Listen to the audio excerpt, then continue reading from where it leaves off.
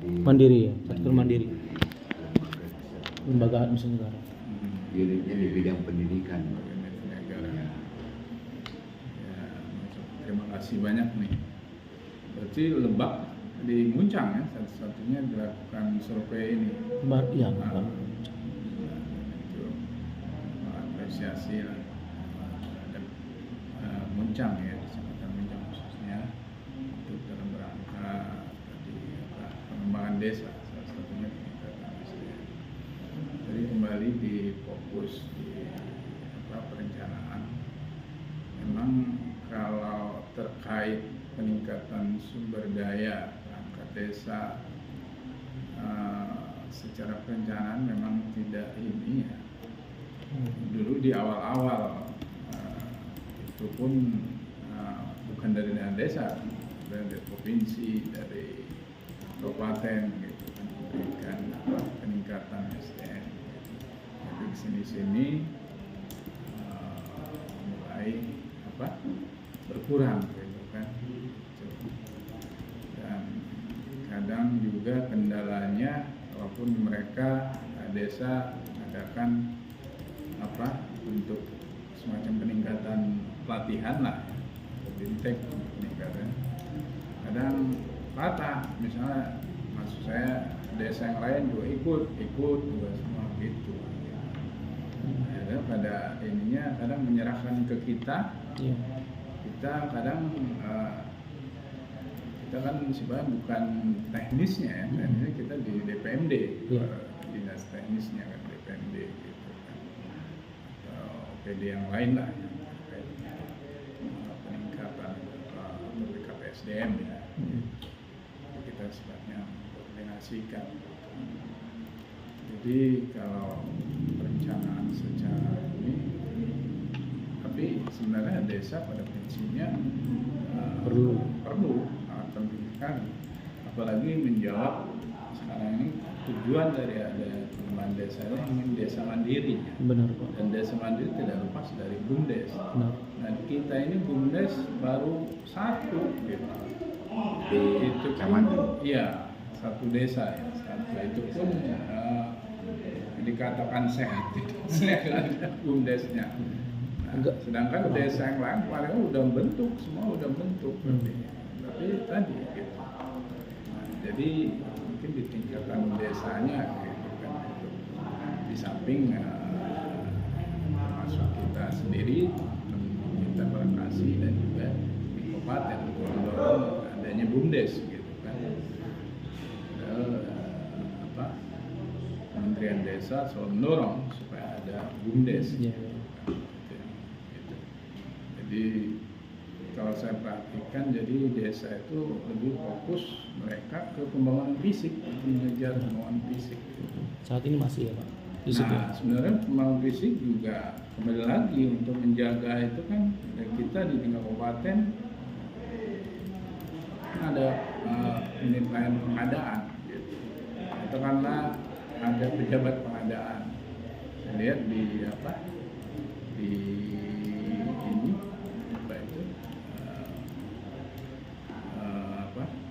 tingkatannya ULB-nya di pusat itu mengadakan untuk pejabat pengadaan desa gitu. Nah itu salah satunya juga kemarin itu mendorong juga, tapi ya kita juga kadang tergantung di DPMD-nya juga ya gitu. Sudah memang harus gitu kan.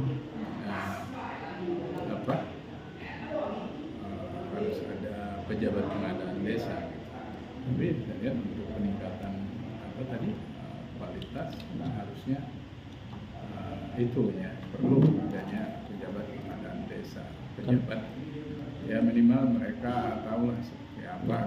Ini hanya sebatas hanya sosialisasi dari Pergub pengadaan jasa, tidak menanti ataupun mendapatkan sertifikat gitu. Ya, itu sertifikat mahal itu. Jasa. Lagi nanti ke depan kan dana desa akan meningkat nih. Iya. Kan pada prinsipnya sih pembangunan desa lebih ke ini ya. Iya, masih bisa Pak. Swakelola ya, swadaya, swakelola sekolah, gitu. Itu ya perlu peningkatan perangkat desa. Satu kalau fisik kan berarti ketika nanti kasih ekmarnya gitu kan perlu ditingkatkan. Terkait termasuk administrasi pelayanan itu kan sistem ya masih nanti memang itu pemerintahan ini apa? Apalagi kami mendengar di sini kan kelebihannya adalah sudah punya Nerpedes, sehingga Ya, ada waktu yang cukup lama itu Pak, ya kan? Terus mereka juga punya CHK, Catatan Harian Kerja, ya. jadi penilaian kinerja mereka, sehingga kalaupun nanti kepala desanya membuat dia jadi penilai, ya kan? Basisnya pasti CHK itu. Tapi kalau misalnya nih mereka sudah menjadi seperti dalam tanda kutip ya Pak, kayak pegawai PPK lah gitu ya, mirip-mirip PPK. Kan mereka juga punya hak untuk dikembangkan. Walaupun sebenarnya bukan PPK sih sebenarnya. Tapi itu kembali lagi ya, anggarannya pakai anggaran yang mana itu sebagaimana perencanaannya itu memang urgensi sih Pak. Urgensinya seperti apa?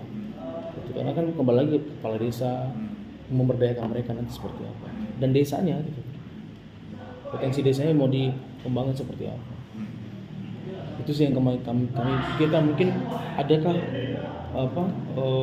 kemendesakan bahwa memang perannya mereka, kualitas mereka itu bisa didorong untuk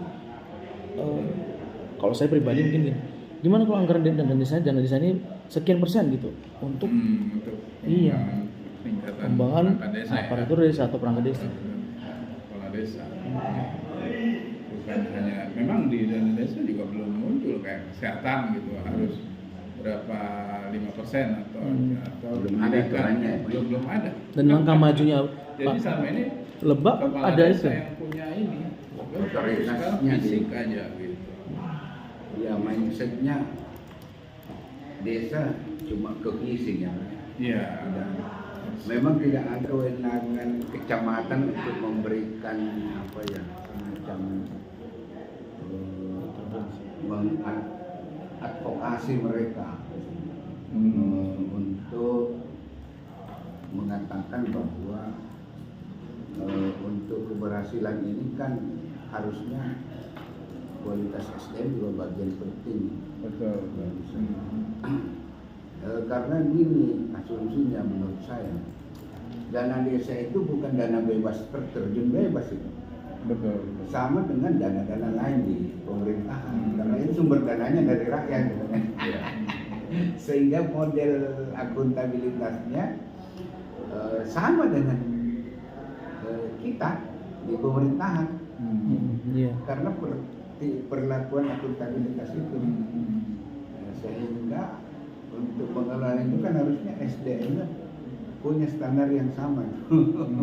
Desa dan kecamatan, apa di provinsi, semua pusat sampai di desa, karena sumbernya sama. Nah, kita kembali ke dokumen perencanaan mereka aja, RPJMD. Gitu ya, Pak, ya. Saya nggak lihat ya untuk pengembangan ya. Tidak ada ya.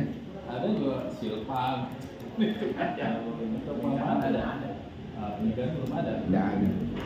Memang harus tergantung. Ya, memang bisa mereka kalau memang tadi konsennya Pak Jarot gitu kan. Gitu. Tapi ada juga satu Jarot di sini yang ini. Jadi saya mau rekrutmen tapi yang ini minimal S1 sampai dia nantangi kalau mau ganti sekdes saya kan harus S3 ada. Oh. Gitu. Jadi dia mendorong masyarakatnya Maju. yang masuk ke benar-benar minimal sarjana gitu. Iya. Ada yang begitu. Tapi kalau untuk peningkatan tadinya fokus itunya belum ya tadi. Tapi memang harusnya bisa kita Iya, Pak. mengarahkan gitu Iya. ya. Iya, Pak. Ini tadi.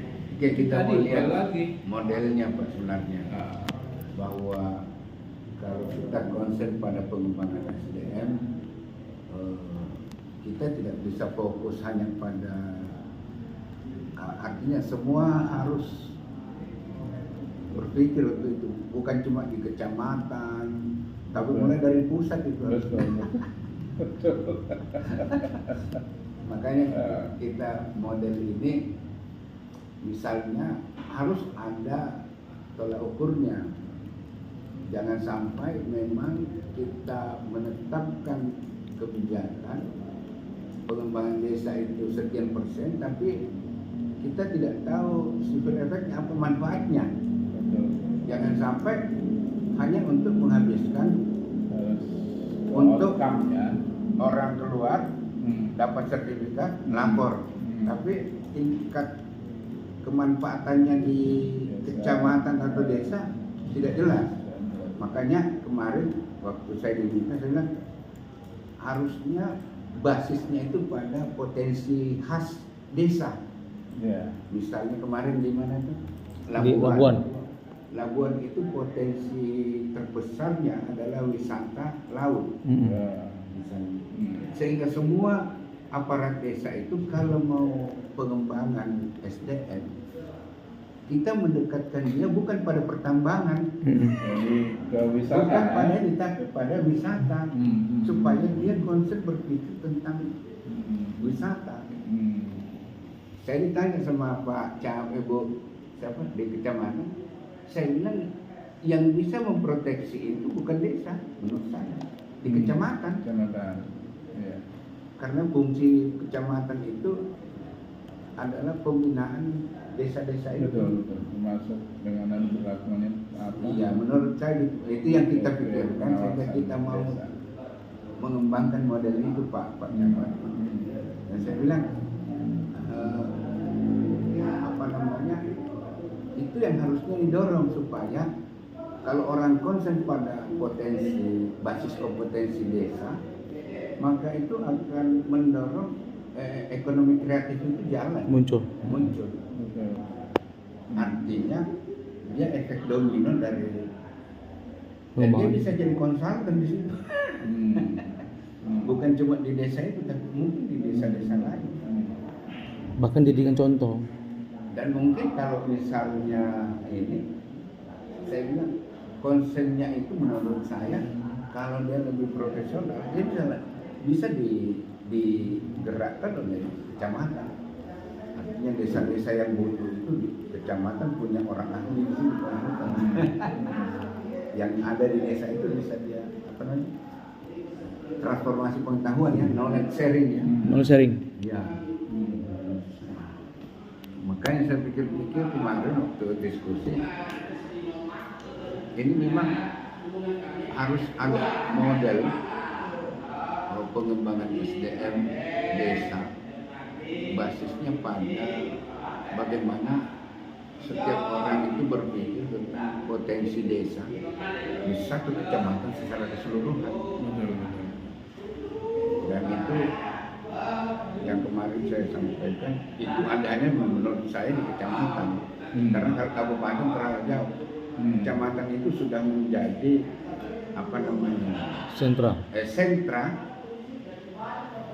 untuk melihat kemajuan desa dan kinerja kabupaten itu, dan sentranya di kecamatan. Nah ini yang kita mau pikir bagaimana caranya supaya karena saya lihat sebenarnya kunci utama desa itu. Karena gini, desa itu saya keliling ke sampai di Sulawesi itu saya jalan. Kemarin terakhir ketemu dengan salah seorang camat yang menjadi PLT desa. PJ bukan PLT, PJ. Iya, iya. Kebetulan saya diundang jadi pembicara di situ. Saya ketemu, ya itu sama Pak, dari berbagai kasus. Desa itu berpikir uang itu untuk fisik, jalan setapak. Malah hampir setiap orang itu, warga itu sekarang menikmati jalan setapak yang tembus di dekat tangga rumahnya. Saya bilang ini menurut saya ini kan tidak begitu bagus tingkat kemanfaatannya. Harusnya kita membuat jalan dan orang yang itu namanya partisipasi publik begitu, bukan kita buatkan setapak sampai di muka pagarnya. Saya lihat di sana Pak. Padahal menurut saya itu konsepnya salah.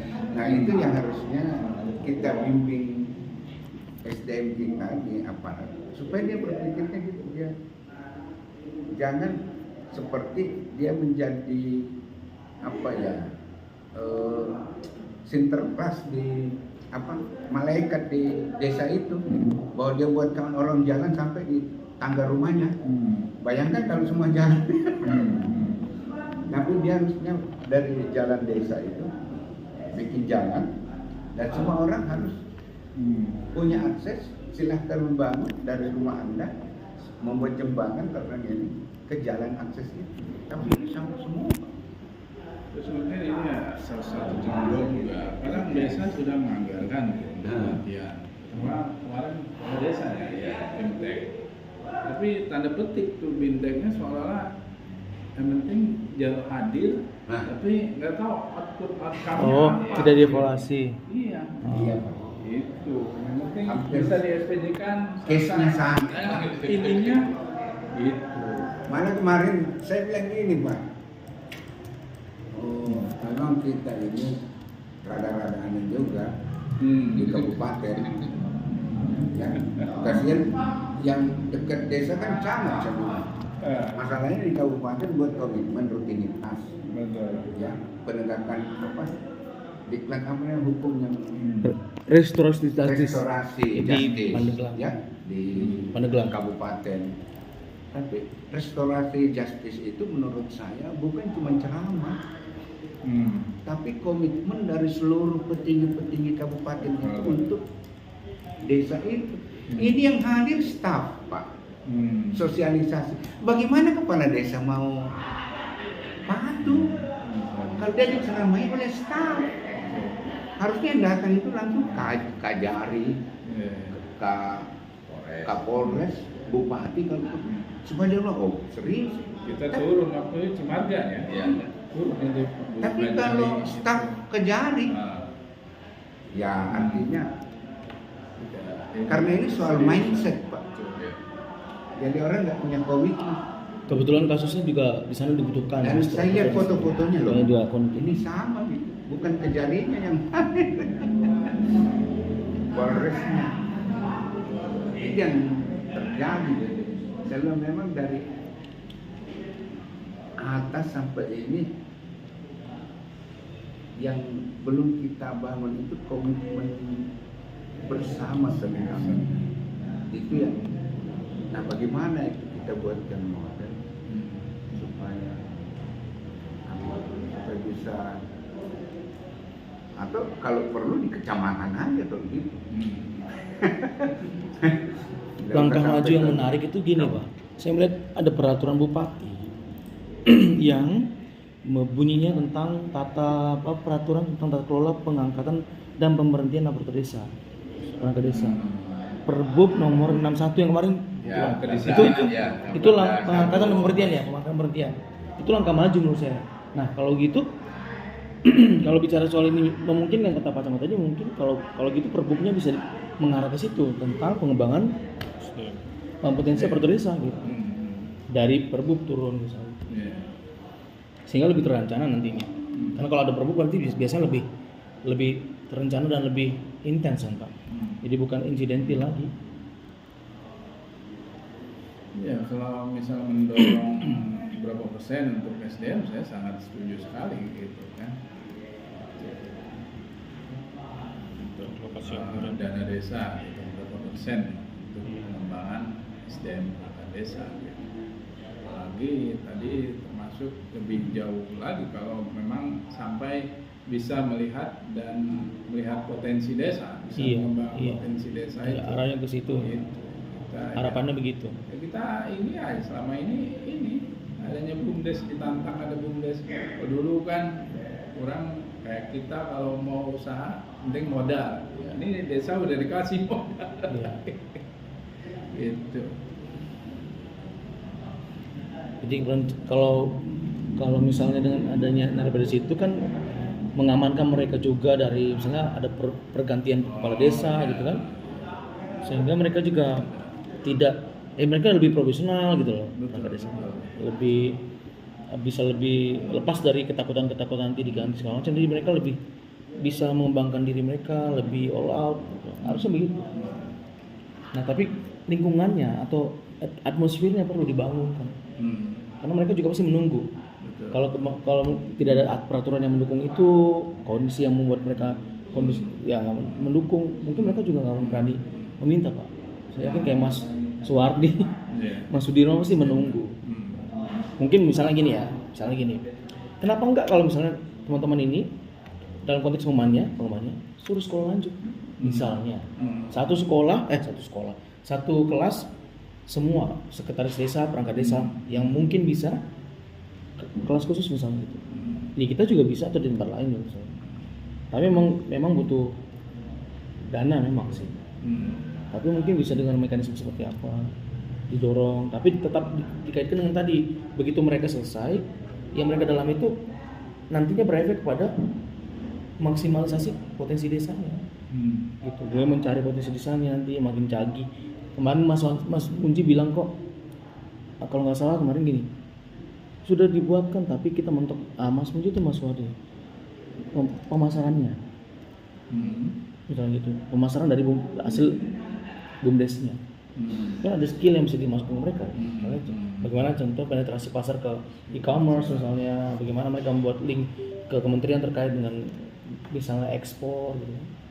Hal seperti itu mungkin bisa dilakukan. Gitu loh Pak. Jadi mungkin lebih berefek juga kepada desa. Itu yang kita pikirkan. Tapi mungkin yang tadi kembali sama sampai kalau Pak Ridwan bahwa memang perlu ada aturan yang mengikat ya. Supaya bisa berjalan atur, supaya tidak hanya mengirim saja stafnya. Jarona sebagai ketua KAD. Desa.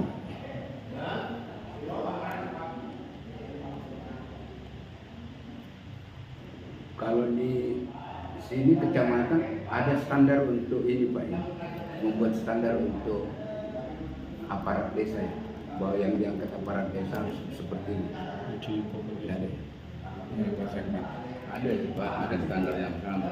Contohnya pendidikan minimal LPA, ya ada. Terus kalau dari perangkat desa, mereka itu pernah mengabdi di desa. Kita tidak sekonyong-konyong menerima perangkat desa, misalkan dari luar, tapi mengutamakan yang sudah mengabdi dulu, yang lama mengabdi di desa tersebut. Itu tertulis ya. Ada di itunya di syaratannya. Ada di Perbuk juga. Di Perbu juga ada Perbu 61. Ya, karena itu kan basis kita untuk menjaga SDM kita. Jangan sampai di desa asal masuk. Karena setengah mati juga kita. Apalagi tidak ada program Chandra di Muka bagi mereka ya. Beda dengan PNS misalnya, kalau mau Orientasi CPNS ya, harus ikut dulu orientasi, baru prajabatan tugas. Nah, jangan sampai di desa karena kita tidak punya perangkat itu, ya yang minimal kita punya standar bagi mereka. Betul. Ya, kalau misalnya mau langsung tidak ada penanganan, yang hadir pasti kesalahan terus. Nanti diperbaiki. Itu kan ketika rakyat sudah tidak terima, pokoknya kalau turun rakyat mau tahu selesai. Sekarang ini yang terbaru peningkatan SDM perangkat desa, salah satunya Mantri Tani Desa. Oh iya, betul. Kemarin kan dibuat Kemarin tuh peraturannya. Jadi Mantri Tani Desa. sebelumnya mereka levelnya staf desa, gitu kan. Jadi dibuat sebagai tenaga fungsional, gitu kan. Jadi ya, agak dan disesuaikan penghasilannya dengan angkat desa gitu. Kasih Mantri Desa itu gajinya dari pusat, dari dari ADD ya? Dari ADD. Itu mantri tani desa. Dana desa. Oh, Iya. berarti yang Dari ADD. dianggarkan di desa. Iya, ada dana BPD. Gitu. Oh gitu. Gitu. Berarti atas persetujuan kepala desa ya Pak. Oh, gitu. Iya. Itu juga perekrutan juga sama, minimal harus sekolah IPA ya. Iya. Gitu. Atau yang disyaratkan dari SMK pertanian. Mantri tani desa. Bagaimana mekanisme pengangkatannya itu Pak? Direkrut di desa, diusulkan ke kecamatan, Iya. lalu dikembali Bisa sama dengan ini dan direkomendasi oleh oleh kecamatan. Oh, kabupaten. pertanian, ya Dinas berarti Pertanian. melalui Dinas Pertanian. Gitu. Uji kompetensinya di pertanian Pak. Ya. Ininya apa? Oh, administrasinya di kecamatan. Kita mengumpulkan berkasnya. Iya. Setelah kumpul, kita laporkan ke DPMD dan Dinas Pertanian. Itu ya. Kita Di hanya sana menerima tinggal berkas. diuji Iya. kompetensi. Yang menguji itu Dinas Pertanian. Iya, maksudnya yang kalau diajukan itu seperti kita juga Pak. 1-3 akan diterima 1, diajukan 3 ya. Itu kan Misalnya kan kalau kita itu sistem pembinaan karir ASN itu kan kalau mau promosi kita ajukan 3, silakan pilih yang mana di antara 3 ini.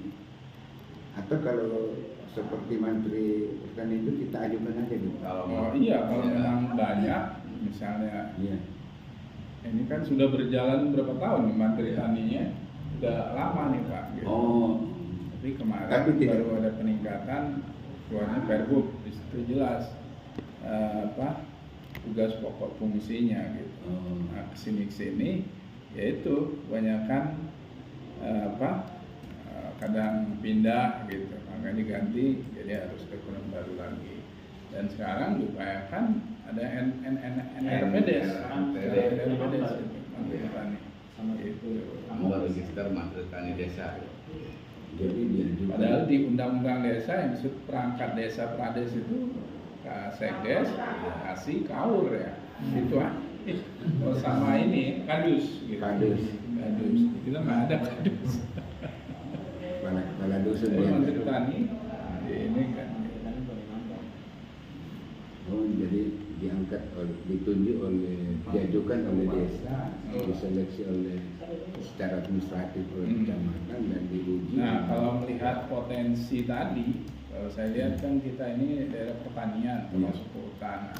Itu yang perlu didorong ya, Menteri Tani ini Iya. harus ditingkatkan ininya. Gitu. Artinya Menteri Tani itu tidak semua desa bisa kita tunjuk. Ada desa yang tidak fokus pertanian ya itu. Benar. Kadang juga sama, kadang Menteri Tani juga udah tunjuk juga udah daerah potensial, tapi dia lebih fokus bantu di desa karena nggak bisa.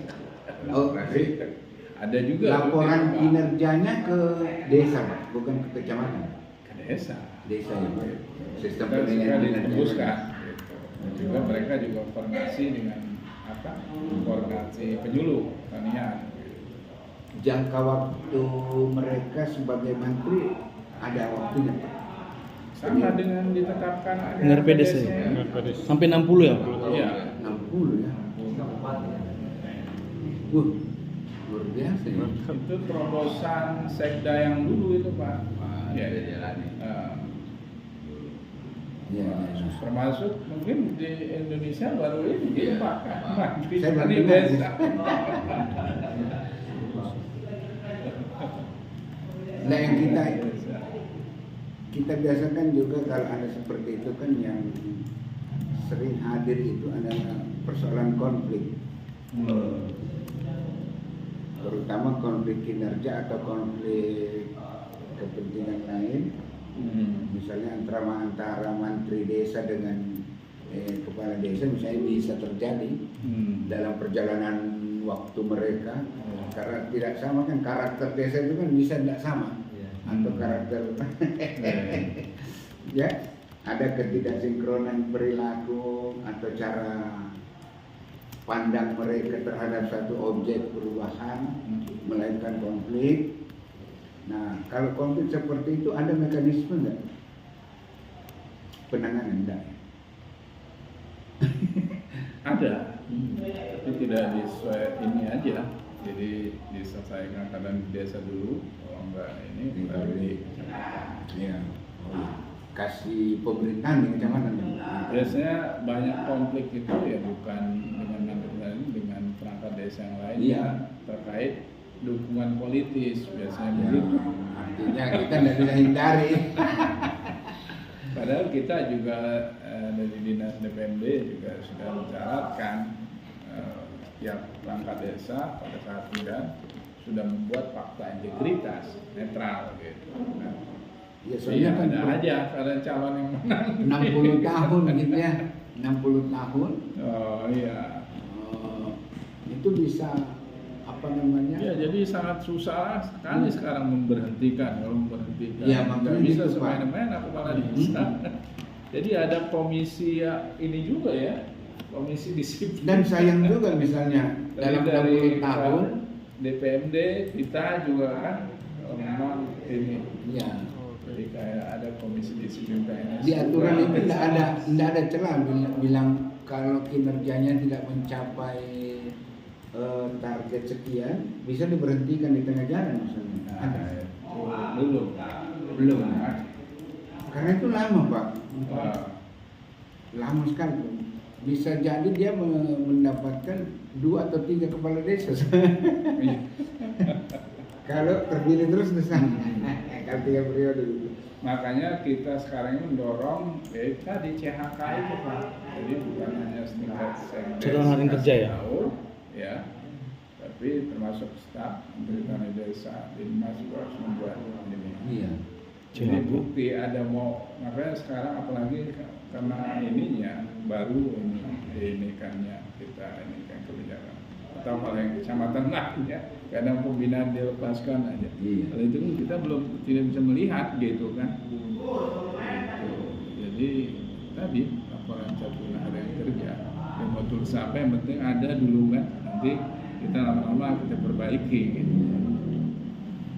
Itu saya pikir-pikir Kembali lagi kalau kita maksa untuk peningkatan kinerja, ya jadi harus berbanding lurus dengan ada peningkatan pendapatan mereka gitu ya. Iya. Tapi saya lihat desa ini bisa meningkat tambahannya tadi tidak harus ada BUMDes. Benar Pak. Support nih Ya, Bu. sebenarnya gitu. dulu diskusi saya tentang BUMDes di pusat itu, kebetulan dulu waktu itu saya kepala pusat otonomi daerah, pusat penelitian waktu itu. BUMDes itu sebenarnya kita ingin tidak semua dia itu menjadi protektor di desa. Jangan sampai desa itu ada potensinya, tapi dibiarkan kemana-mana, tidak punya nilai tambah bagi warga, sehingga BUMDes itu menjadi tameng supaya warga desa bisa juga menikmati hasil potensi desa dia. Dibuatlah namanya BUMDes. Karena BUMDes itu dulu pengembangan dari Protex. Dulu di era Orde Baru ada namanya cengkeh yang Bapak ingat dulu, yang Tommy Soeharto yang karena cengkeh di mana-mana dipermainkan, atau diambil jalannya, dibuatlah lembaga yang cengkeh tidak bisa langsung ke rokok, perusahaan-perusahaan rokok, tapi dia harus ambil di lembaga itu. Dan lembaga itu membeli mahal cengkeh warga. Sebenarnya itu mindsetnya dulu, sehingga BUMDes itu kita maunya, karena kalau BUMDes menangani semua kan sulit juga. Dia harus siapkan SDM-nya, tenaga pemasarannya, padahal BUMDes itu sebenarnya hanya sama di kampung saya Pak, BUMDes itu saya minta memproteksi saya. harga beras di dunia itu yang paling mahal di kampung saya. Namanya Pulut Mandoti. Itu per kilo itu Pak, kalau kita langsung ke kampung itu 60.000. Kalau beli di Shopee 90.000. Udah jadi beras, udah beras Masih beras Pak, belum. udah beras. Dan itu hanya ada di desa saya. Desa itu yang bagus ininya. Iya, namanya Pulut Mandoti. Nah, BUMDes hadir di situ untuk memproduksi. Jangan sampai Pulut Mandoti orang bebas menjual ke Shopee, Tokopedia. Jadi diambil proteksi situ. Walaupun sampai saat ini itu sebenarnya ide-ide yang kita kembangkan dalam diskusi. Saya nggak tahu bagaimana perkembangannya. Nah, kemarin juga maunya saya pikirnya seperti itu. Tapi BUMDes itu butuh orang yang memang kualitasnya standar.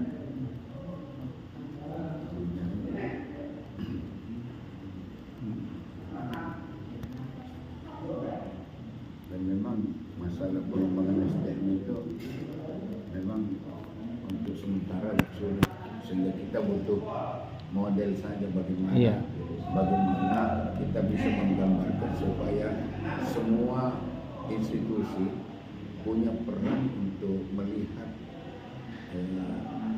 SDM aparatur desa itu bisa siap untuk karena dana desa kan semakin lama semakin nambah. Dan kita tuh berpikir masa sih untuk 20 tahun hanya dana desa yang miliaran hanya untuk selesai di fisik gitu. Iya. Itu ya gitu. Saya kemarin di desa saya itu, saya lagi itu dana desa tidak usah lagi di fisik jalan.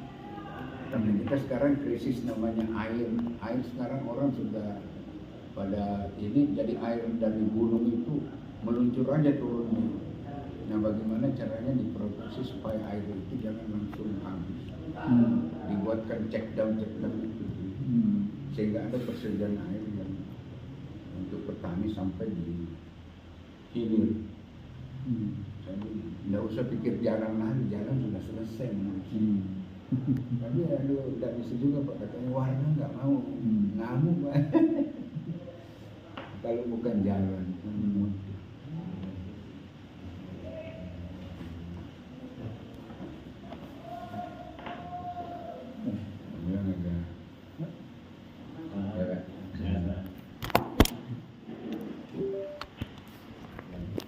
Masih ada yang mau disampaikan kepada? Sebenarnya kami ini Pak, kami kemarin sempat ngomong sama Mas Suwardi, Mas Dirman bahwa kebutuhan pengembangan mereka itu tersampaikan juga ke ke kepala desa. Memang bagaimana pendekatannya itu, apakah dari bottom up atau top down, itu yang menjadi penting kan Pak. Karena kan memang kebutuhan itu ada dan perlu dilembagakan serta diberikan penguatan, dibuat peraturan seperti itu. Kalau memang ada langkah baik atau langkah maju yang dengan RPDS ini, dan ini ya tadi Pak Ferry mengatakan bahwa ini adalah hal yang belum pernah ada di kabupaten lain gitu ya. Kalau koreksi kalau saya salah Pak Ridwan ya, dan teman-teman, kalau memang belum ada model yang benar-benar spesifik itu mungkin kenapa nggak lebak memulai gitu ya kan. Jadi mungkin nggak ada peraturan. Saya usulkan, kami usulkan itu adalah mungkin peraturan, tapi peraturan yang ya saya nggak tahu apakah bagaimana diskusi nanti ya dengan penggunaan dana itu ya Pak. Karena kalau dana dari provinsi mungkin atau kabupaten mungkin bisa ya. Karena kalau Pak Bupati bilang udah menggunakan peraturan mungkin bisa. Tapi kalau menggunakan dana desa itu, nah itu mungkin perlu ke pihak yang tertentu untuk mendorongnya gitu, regulasinya. Itu sih Pak yang kemarin di benak saya, di pikiran saya tersimpulkan dari hasil wawancara dengan mereka bahwa dan sebelum di Labuhan bahwa memang perlu gitu. Apalagi ke depannya kondisi desa itu akan didorong untuk maju, mandiri lah ya, mandiri. Dengan berbagai macam kondisi yang ada, karena kemarin juga sampaikan bahwa masyarakat di sana pun tanda kutip nih pendidikannya memang perlu digenjot dulu karena satu stunting menjadi masalah, yang dua pendidikan. Nah, dengan pengembangan kapasitas yang di aparatur desa mungkin ada peningkatan inovasi yang mendorong pada peningkatan atau lepasnya stunting ini atau hilangnya stunting ini. Itu pasti itu mungkin berbanding lurus gitu Pak dengan peningkatan pengetahuan mereka, skill mereka, daya pikir mereka, artinya wawasan mereka lebih luas gitu. Mungkin tidak inovasi baru muncul untuk bagaimana caranya supaya mendekati masyarakat dengan lebih baik gitu, atau dengan cara apa gitu kan. Yang tentunya mereka lebih tahu budayanya gimana mendekati mereka dengan pendekatan kepada tetua-tetua adat misalnya itu, atau kepada sesepuh-sesepuh di sana ya. Dengan pendekatan psikologis misalnya gitu. Itu hal-hal yang bisa dipakai. Mungkin bagaimana melihat karakternya orang. Oh, dengan karakter orang seperti ini harus mendekati teknik psikologisnya seperti ini. Itu kan didapatkan dengan pengembangan lebih lanjut, Pak. Nah, itu yang memang perlu dipetakan sih memang kebutuhan seperti itu, karena untuk sampai pada oh iya kamu sekolah ini, kita ambil sekolah ini ya. Karena kita butuh di desa ini seperti ini. Itu memang perlu diidentifikasi. Potensinya yang nanti bisa dipakai ilmunya bisa dipakai di desa seperti apa. Makanya itu dalam konteks perencanaan perlu yang namanya, kalau kami meminjam istilah dari MSTM itu, dari manajemen STM itu adalah perlu melakukan analisis kesenjangan kompetensi. Sehingga nanti training need analysis atau analisis kebutuhan pelatihan itu perlu tepat ya Pak, tepat sasaran. Itu sih Pak yang mungkin ya dari hasil kemarin diskusi dengan mereka, itu yang kami simpulkan sementara ini. Nantinya kami juga akan coba bahas bersama. Kami akan jadikan ini publikasi Pak sebenarnya. Intinya, ujungnya publikasi supaya menjadi tambahan literatur mungkin bagi Pemda untuk menjadi mungkin nggak sih diimplementasikan gitu. Karena kami akademisi ya Pak. Jadi melihatnya mungkin agak tinggi, agak mungkin belum mendarat gitu. Tapi mungkin bisa apa yang kami pikirin itu ditarik kemudian dibumikan gitu. Harapannya sih begitu. Tujuannya kami seperti itu. Begitu Pak. Ya, pada prinsipnya kita bisa mendorong kepala desa untuk pengembangan perangkat desa. Iya Pak. Kita kembali ke itu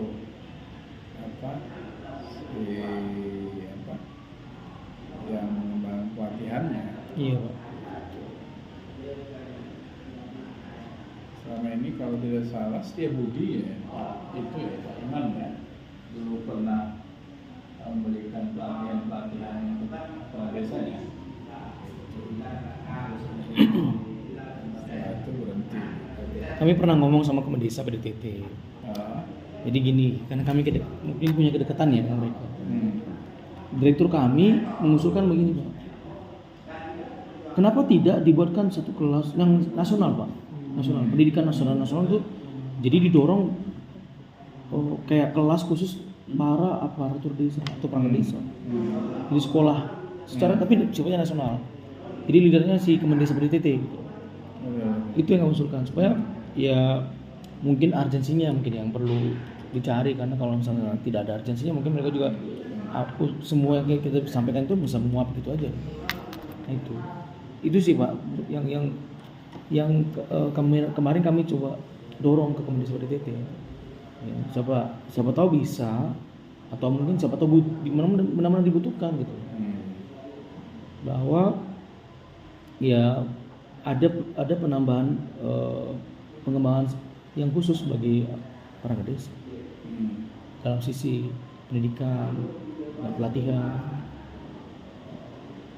Entah apakah mereka Kemendesa PDTT menjadi leadernya atau menjadi langsung PIC-nya atau kolaborasi. Bisa memfasilitasi untuk sekolahnya. Bisa. Tapi untuk diklat bisa semacam diklat. Bisa khusus. Bisa. Iya. Ya makanya kami juga kemarin menawarkan kalau mau kelas khusus bagi kepala desa dan perangkat desa. Cuma mungkin belum sampai saat mungkin belum belum dijawab sama Komisi BDT dengan serius. Karena memang sifatnya nasional nih kami minta kemarin. Tapi kalau misalnya dibuat parsial mungkin bisa, mungkin buat piloting project dulu gitu. Mungkin. Tapi belum dijawab. Gitu. Dari hasil mereka yang Komisi BDT di IDM-nya dia, poin mereka tentang salah satu aspek mereka yang mereka nilai Pak adalah ketahanan SDM, ketahanan pangan, ketahanan ekonomi. SDM juga mereka masukkan. Jadi kalau gitu, SDM dalam arti masyarakatnya ya Pak, masyarakat. Dan langsung dalam perangkat desa juga masuk Pak. Nah kalau memang mereka menilai seperti itu, mungkin indikator sekarang mungkin pendidikannya dilihat. Oh sekolah di sana berapa, paling tinggi apa? Itu menjadi indikator untuk nilai desa itu nilai apa? Desa maju kah, mandiri kah, atau desa tertinggal? Ya lagi-lagi fisik memang, tapi ya nggak melulu fisik juga. Kalau sekolah dibuat, terus gurunya dari mana? Gitu kan? Jadi kan itu beriringan. Fisik dibuat, konteks pendidikan ya Pak. Kualitas SDM juga harus dibangun, yang mengajarnya. Nah seperti halnya misalnya teman-teman perangkat desa mau dibuat desa maju, mereka juga perlu diberikan penguatan. Gitu sih. Jadi kalau perangkat desa udah maju, SDM-nya udah meningkat, saya rasa pendamping nggak perlu ya. Iya itu dia. Tapi Pendamping setidaknya desa harusnya pendamping ini juga diikutkan kalau mau.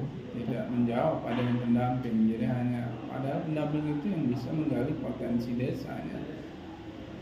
Iya, benar. Kenyataannya ya ini aja. Vakum. Belum desa aja kan untuk menggali.